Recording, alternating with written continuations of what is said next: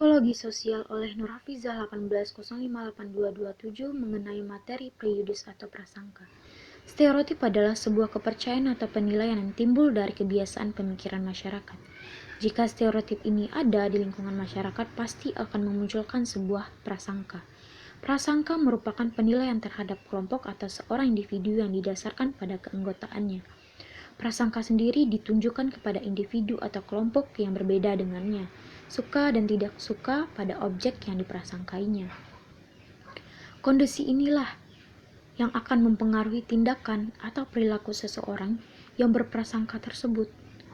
Dan ada beberapa faktor yang mempengaruhi prasangka ini. Di antaranya kita bisa melihat, yang pertama adalah faktor kepribadian. Yang kedua, pendidikan dan status. Yang ketiga, pendidikan dalam keluarga. Yang keempat, kelompok. Yang kelima, politik dan ekonomi. Yang keenam adalah komunikasi. Dan yang ketujuh, hubungan sosial di masyarakat.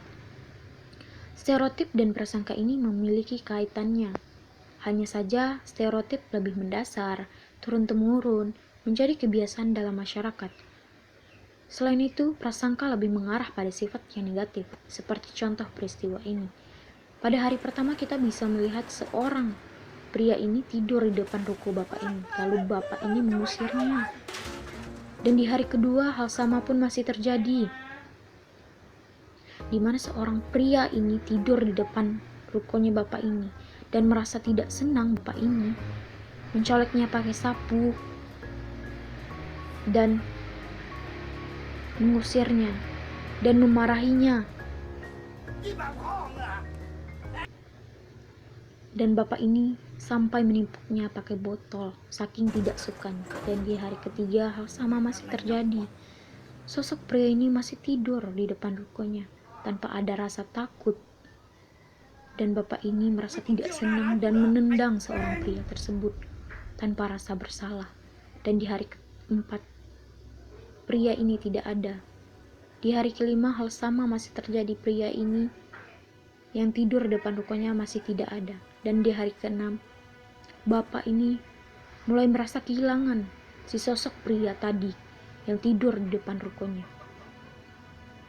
Lalu perempuan di sampingnya berkata, pria tersebut sudah lama pergi.